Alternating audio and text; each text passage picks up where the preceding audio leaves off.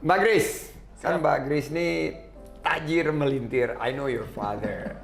Pak Tahir yang tajir melintir, saya desain aja. Tapi ada di dalam satu pohon. Anyway, tapi jauh dari pandangan orang yang tajir melintir, Mbak Grace ini tampilannya sangat sederhana gitu loh. Sangat humble, dan saya lihat konten-kontennya nggak flashing, terus nggak ada barang-barang yang super mewah dan lain sebagainya. Sekarang saya mau tanya, bisa di-share nggak mulai dari kacamata sampai rambut dan sampai sepatu, ini produk-produknya apa aja yang dipakai dan harganya berapa? Oke, kalau baju ini sama celana itu Uniqlo. Oh, Uniqlo. Kalau harga saya nggak tahu Uniqlo. Uniqlo ya di bawah 500.000. Iya segitu ya kan. Sepatu saya New Balance. New Balance sekitar ya nggak terlalu mahal, di bawah di bawah 1 juta nih ini sebetulnya. Di bawah 3 juta. Kaos kakinya saya lupa apa ya, dikasih orang. Kaos kakinya ini lucu banget loh kaos kakinya. Guys, ini tolong ini dikasih lihat nih. Gambarnya nih gambar cherry yang dulu kalau lagi ada apa game Pac-Man tuh, Pac-Man ada cherry itu. Iya. Rambut berapa bulan sekali kalau Anda tahu stylist. rambut saya bener nggak ada kayak acak-acakan begini, kayak nggak mungkin di stylist jadinya. Ini Nggak di rumah sendiri tapi aja. potong nggak potong sendiri dong? Enggak, panggil orang datang. Biasanya nyukur suami saya sama bos saya sama-sama. Oh, barengan biar praktis hemat banget. ya. Kacamata. Kacamata mungkin dia agak nice ya. This one is Oliver People, merek Oh, Amerika. Oliver People. Oke. Yeah. That's nice. Jam Casio dong, Casio geng saya. Oh, Casio geng. Thank you so much. Oke. Jadi kan Anda juga itu kan suka Casio setahu saya. Iya, ya? saya pecinta Casio. Tapi G-Shock ya. G-Shock. Anyway, tapi dengan berpakaian seperti ini, dengan berpenampilan sangat sederhana itu apa dari kecil atau baru-baru ini atau selama sekolah, atau memang itu merupakan preferensi dari Mbak Grace? Kayaknya preferensi saya dari kecil ya. Saya pada penting adalah pilihnya Pak Sandi adalah harus yang praktis aja sih, praktikal. Oh, praktikal, functional ya? Functional, Dan jadi saya nggak suka heboh-heboh for the sake of appearance gitu. Dan nggak peduli merek?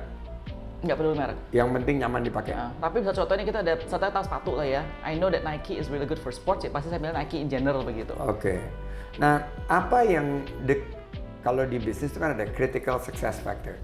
What is the critical success factor yang membawa you being you today? Me being me as in person atau as a businesswoman atau bagaimananya? You being a person. Being a person. I'm interested in you as a person. Oke. Ya lah, saya kalau businessman saya nggak ada apa-apanya dibandingin Pak Sandi gitu. Enggak, tapi kan you are an entity by yourself. Yes, jadi of course. Udah kalau dilihat ya Pak Tahir sangat sukses dan ceritanya sih luar biasa saya ngikutinnya. Tapi Mbak Grace ini bangun cerita sendiri nih. Ada side story yang sangat menarik menurut saya dan jarang ditampilkan dari dan saya berharap anak-anak saya bisa juga ngelihat konten-konten Mbak Grace. Tapi critical success factor-nya apa? Jadi begini, mungkin saya pasti sudah harus mengakui karena kalau kita ada backing daripada seorang ayah seperti ayah saya Pak Tahir itu pasti membantu sekali lah. Jadi I would say keluarga itu penting banget ya Pak ya. Tetapi kedua itu mungkin yang saya bisa atribusikan ada juga our own passions yang dicampur dengan commitment gitu loh Pak.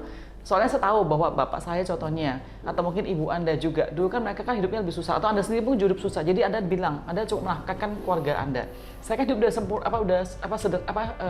comfortable. Saya nggak perlu harus survive for food gitu loh, you know what I mean? Jadi I have the opportunity to be able to commit to what I really want to do, which is actually in creative industry, surprisingly begitu. Memang beda daripada ekspektasi pada orang tua saya itu begitu. Tapi I believe that whatever that you want to do itu harus ada komitmennya. Jadi nggak boleh cuma buat hobi-hobi doang saja, habis itu ganti-ganti terus. I believe that we want to do something, you have to be serious because why? Kita ada karyawan, kita ada stakeholders. Kita harus ada that sense of commitment yang I think that's from my dad. He always teach us to be commitment to whatever that we're doing gitu loh. Oke, your dad is saya ingat banget, nggak akan pernah lupa. Saya waktu bisnis kan sering ngobrol sama Pak Tahir, sama Victoria, sama Jonathan, your brother. Malah kita sama-sama di Persatuan Renang seluruh Indonesia. Dan dia tuh optimistis, orangnya sangat optimistik dan juga seorang motivator. Waktu saya pertama masuk ke politik, saya datang ke dia, saya ingat banget. Dan walaupun saat itu kita against all odds, sangat sulit keadaannya di hitungan manapun secara matematik, tapi dia selalu memberikan comfort gitu. Dan Pak Sandi maju terus, semangat dan lain sebagainya. Untuk Mbak Grace sendiri, do you feel any burden atau merasa dengan nama besar ini jadi kebebanan nggak sih dalam berkegiatan sehari-hari dan ketemu orang, oh ini anaknya Tahir nih, terus jadi beban nggak? Wah, kalau saya ngomong bahwa itu beban, itu benar-benar banyak orang akan merasa saya tuh orang kurang bersyukur. kurang bersyukur. Ya. Jadi gini loh, maksud saya, apakah ada pressure? Tapi itu pressure I think I create myself, bukan dari orang sekitar saya bikin saya pressure. I think it's just me. It's just like anybody gitu. Kita ada insecurity masing-masing ya Pak Sandi ya. Saya pun juga ada sebagai seorang anak Pak Tahir begitu. Tapi I would never say that it's a beban atau a burden atau apapun juga. I would never say that because I'm real thankful. People don't have the opportunity I have gitu, so I cannot say that I'm burdened by this gitu loh. Dan banyak anak-anak orang sukses, saya pernah dengar ceritanya, itu sampai bebannya itu dia nggak mau pakai last name nama bapaknya gitu. No, I cannot. Why? Yeah. Maksudnya for me, why should I do that? This is my father. I come from my parents. Maksudnya kalau saya nggak pakai nama last name saya, berarti saya kan mendeny who I am. So I cannot do that. Jadi you don't escape dari tekanan-tekanan itu, but you deal with the pressure. Yeah, dan menjadi seorang Grace sendiri yang memang akhirnya berprestasi. My own mark juga, You making your own mark. Yeah. Oke, apa pelajaran yang paling berkesan dari Pak Tahir waktu when you grow up, waktu tumbuh berkembang? Tapi kalau ada 3 pelajaran paling utama yang didapat dari Pak Tahir. Oke, pertama-tama yang sudah pasti dan saya yakin mungkin Pak Sandi juga setuju adalah harus membantu orang lain. Itu ada satu hal yang bukan cuma dia ngomongin, tapi benar-benar I see it with my own eyes. Oke. Terus nomor 2 adalah bagaimana dia benar-benar seperti Pak Sandi juga sebetulnya sih, benar-benar merespek orang tuanya gitu. Saya jujur aja sampai sekarang mungkin belum bisa bahagia orang tua saya karena orang tua saya kan lebih memberi kepada saya daripada kebalikannya begitu loh. Tapi hopefully one day mereka juga bisa proud of who I am. Terus ketiga tadi saya katakan mungkin komitmen ya. Contohnya saya tahu ayah saya terutama, dia kan udah banyak jatuh bangun kayak begitu. Tetapi dia terus komitmen dengan karyawannya, dengan partnernya dia. Makanya Bang Maipa tulisannya we mean commitment, you know. Jadi commitment itu very important for him gitu loh. Buat dia ya. Iya. Jadi bermanfaat, selalu memberikan komitmen dan orang tua dan selalu berbakti kepada orang tua ya. Nih, ini algoritma kita kayaknya dapat nih karena sosmed saya ini ketembak terus nih sama konten-kontennya. Wah, jadi bosan dong. Pas tadi bosan. Enggak, saya enjoy banget. Saya enjoy banget dan ada obrolan-obrolan sama tokoh-tokoh yang memotivasi dan menginspirasi. Dan ini saya salut banget. Tapi kan kalau melihat latar belakangnya, keluarga berbasis keuangan, banking, terus ada juga bisnis di publishing dan lain sebagainya, kok tiba-tiba jadi konten kreator? Apa yang trigger ini? Apa yang menginisiasi ini sampai akhirnya Grace fokus kepada penciptaan konten-konten kreatif seperti ini? Pas pandemi mulai Pak, tahun 2020. Jadi saya mulai interview orang karena saya pikir kayaknya ada orang yang bisa memberikan satu point of view yang mungkin orang nggak tahu. Jadi saya interview dokter saya di Rumah Sakit Mayapada untuk tamuan COVID gitu loh Pak. That's the first episode itu, nggak banyak nonton lah itu first episode. Tapi terakhir saya mikir kita seperti Pak Sandi juga tahu ya bahwa digital economy itu kan very very big. Digital economy is very very big. Dan saya merasa bahwa saya juga harus tanggung jawab ya Pak ya untuk bisa bikin konten yang membangun anak-anak muda di Indonesia sekarang ini gitu Pak. Jadi I don't want to give konten yang sensasi-sensasi atau yang gosip tabloid itu saya nggak mau. Tapi how can I inspire people tapi through my content yang entertaining and funny juga gitu loh Pak. Oke. And betul juga sih data terakhir konten yang lucu dan inspiratif itu yang paling banyak diminati di YouTube dan juga di platform lainnya. Oke, sekarang yang menjadi passion dari Mbak Grace ini apa? Passion saya. Passion itu artinya lebih kayak pekerjaannya atau what keeps what keeps you awake at night? Nothing keeps me awake at night. Tidur. I sleep well. No. I think yang in my head adalah how to make the company grow. Tapi grow-nya one of course kita pasti pikir adalah masalah revenue ya kan. Tapi kedua itu in my head tuh saya terus pengen hire more people. Banyak banget sih Pak Sandi yang jujur actually DM saya minta loker. Iya, Tapi at this time saya belum bisa offer terlalu banyak. Maksudnya saya ngomong perusahaan saya sendiri Everest Media ya Pak ya, bukan yang MyPada begitu loh. Jadi I'm always having such a burden, and doa saya juga pada Tuhan adalah Tuhan saya udah targetin harus hire berapa orang tahun ini, tahun depan saya ada targetnya besides number. That's one of my prayer. Jadi I really feel that I want to do that. Jadi menciptakan lapangan kerja ya? Yeah, tapi again it's so small. Jadi tapi I believe kan next generation adalah kan the young creator kan suka masuk creation creative economy kan. Jadi maybe I can do that for the young people gitu loh. They don't even need like S1 to become creators kan, you know, so I want to merangkul mereka begitu Pak. Itu my tujuan. Itu juga mimpi saya sebetulnya, gitu menciptakan sebanyak, karena kita tahun ini harus ciptakan 1,1 juta lapangan kerja di 2024 saat akhir pemerintahan Pak Jokowi ditargetkan 4,4 juta lapangan kerja di sektor kreatif Nah, gitu. itu dia, Pak. Nah, money cannot buy happiness. Do you agree? Money can buy happiness, but money cannot buy joy. Joy. Okay. Alright. So, what is happiness in your definition? Kebahagiaan itu apa buat Grace? Saya sangat happy kalau saya melihat sendiri orang yang saya bantu atau saya dukung tuh menjadi even better. Nah, contohnya misalnya kita kasih uang nih satuannya nih rasanya ya 1 juta rupiah gitu loh, tapi dia bisa bikin satu bisnis contohnya bisa more. You know, I can see the dampaknya terjadi itu benar-benar make me really happy. Jadi what we are doing itu cuma a small spark of the fire, tapi they can create more gitu, like a forest fire gitu. That makes me really happy. Tapi itu happiness ya Pak, bukan joy ya. Yeah. I think that's one. Kalau untuk family side, I think I'm happy when my kids itu benar-benar bisa bertumbuh menjadi anak-anak yang sadar gitu loh, mereka tuh privileged tapi mereka nggak entitled, so that makes me happy if they realize that gitu loh. Privilege. Bahwa they're privileged but they should not be entitled. Yeah. Gitu. Very difficult proses, tapi especially in today's time ya Pak untuk ya. Kali ini ya. Yeah, yeah. Oke, sekarang saya pengen tanya tentang pariwisata. Kalau disuruh pilih spot pariwisata di Indonesia aja, paling sukai itu apa aja? Dan apa aja? Ini spot pariwisata bersama keluarga ya. Yeah. Favorit spot pariwisatanya Grace Tahir tuh apa aja? Kalau sama keluarga pasti Bali, karena Bali kan standar fasilitasnya semua udah ada dan nyaman dan segala macam. Karena enak banget makanannya, super enak, itu dan number one. Tapi kalau saya pribadi tanpa anak, mungkin saya terakhir pernah pergi Pak ke Kalimantan, ke Pangkalan Bun. Oh, ke Pangkalan Bun. Masuk yang ke jungle, lihat orang hutan. For me that was so beautiful. Itu nggak ada internet, tapi sangat beautiful sekali. I was so amazed. That one. Walaupun tanpa internet, tanpa fasilitasi ya. internet, Tapi it's like an experience yang saya nggak pernah menyadari. Like wow, Indonesia kayak begini. And not all people know about it. That was so beautiful. Oke.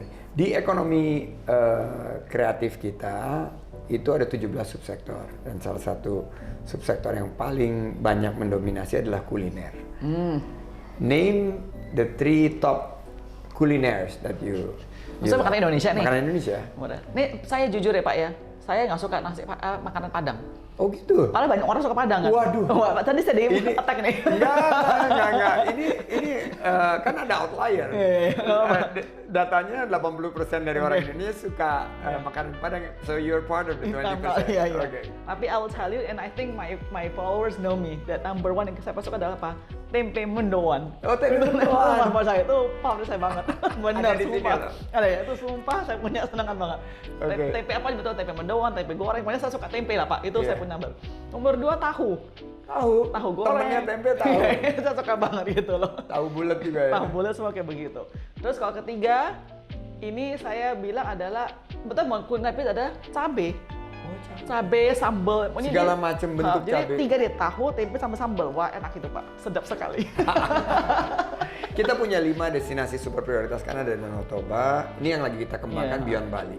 Danau Toba, Mandalika, Borobudur, Labuan Bajo, dan Likupang di Sulawesi Utara.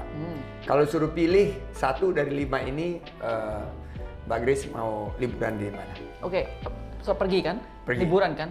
Saya udah pernah pergi ke dua dari 5 ini. Labuan Bajo sama tadi apa yang Danau Toba, bukan Borobudur. Borobudur. Oke. Udah, ya. Jadi kalau saya boleh pilih, saya mau pilih satu tempat yang baru.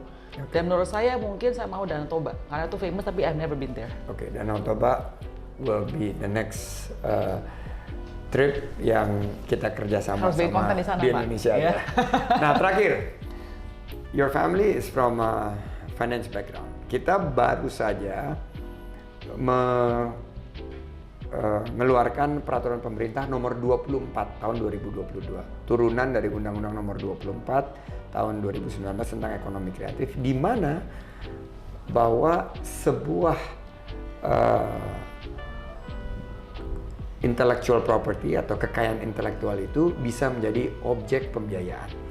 Singkatnya, bahwa kalau kita bisa membuat suatu konten di YouTube, misalnya kayak Grace Thayer Channel dan lain sebagainya, atau Sandi Uno TV, terus kita daftarkan hak kekayaan intelektualnya, kita sekarang punya landasan hukum untuk menjadikan itu agunan untuk pinjaman. Wow. Nah, kira-kira That's good ya. kan pasti ada darah bisnisnya.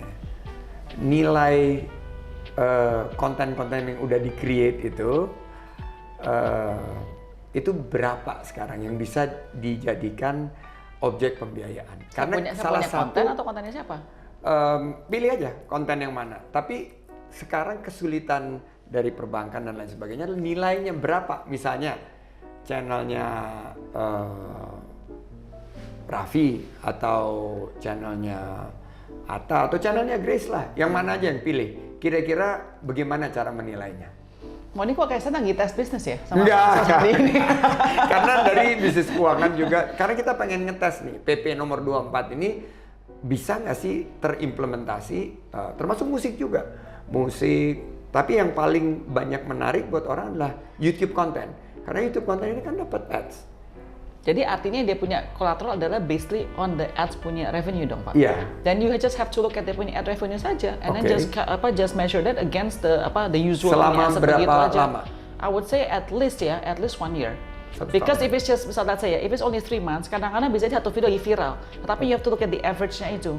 Oke. It might not actually become that one video yang bikin viral. Oke, kalau misalnya ads-nya revenue 1 tahun itu Minimum ya, minimum. itu misalnya 100 juta, pembiayaannya berapa banyak? Berapa persen?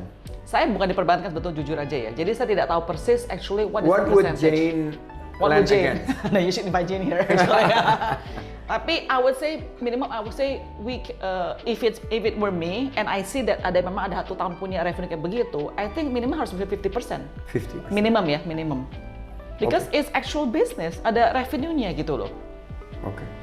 Dibanding soal jujur ya, bisa dibanding sama tanah nih Pak. Tanah kan kadang ada nilainya. Iya. Tapi kan appreciation atau bandit it's not generate revenue as well. Iya. Tapi people still take tanah as a collateral Collateral. juga. Jadi why not actual business yang bisa contribute generate revenue? Oke. Final thoughts. Apa yang Mbak Grace mau sampaikan untuk kebangkitan parekraf kita? Kira-kira low hanging fruits-nya apa yang menurut Mbak Grace yang bisa kita kerjakan? Kalau menurut saya sih Pak, banyak sekali teman-teman di Indonesia yang mungkin kayak bukan saya mau jelekin apa ya, tapi kan kita tahu kayak contoh Bali, Bajo itu kan sudah very expose sekali ya Pak ya. Jadi salah satu kita kerja di konten kita adalah mengekspos Indonesia yang nggak banyak orang terlalu tahu gitu Pak. Jadi saya pikir kalau kita bisa terus membesarkan ya Pak ya area-area tersebut dengan of course infrastructure yang proper dan segala macam, I think that we can really bring tourism Indonesia to another level gitu loh Pak. Okay. Dan juga at the same time reducing the load on the current area sudah benar-benar very over tourism gitu loh. Yeah. Dengan sampahnya lah, dengan population segala macam. I know this is an issue for you too, right? To Huge solve gitu issue. kan. Jadi we can distribute the wealth of the tourism to much more broadly across Indonesia, not just certain region aja gitu Pak. Oke. Demikian pembicaraan saya sama Mbak Grace, keren banget point of view-nya, tapi sesuai dengan semangat kita untuk pariwisata lebih berkualitas dan berkelanjutan, lingkungan, environmental sustainability, dan ekonomi kreatif yang lebih berdasarkan inovasi. Dan tadi kita udah diajarin caranya menghitung nilai yang canggih, nilai dari sebuah konten dan bagaimana menjadi objek pembiayaan. Terima kasih. Thank you Pak Sandi. Thank you. Salam sama Pak Tahir. Terima kasih dan keluarga. Pak. Terima kasih.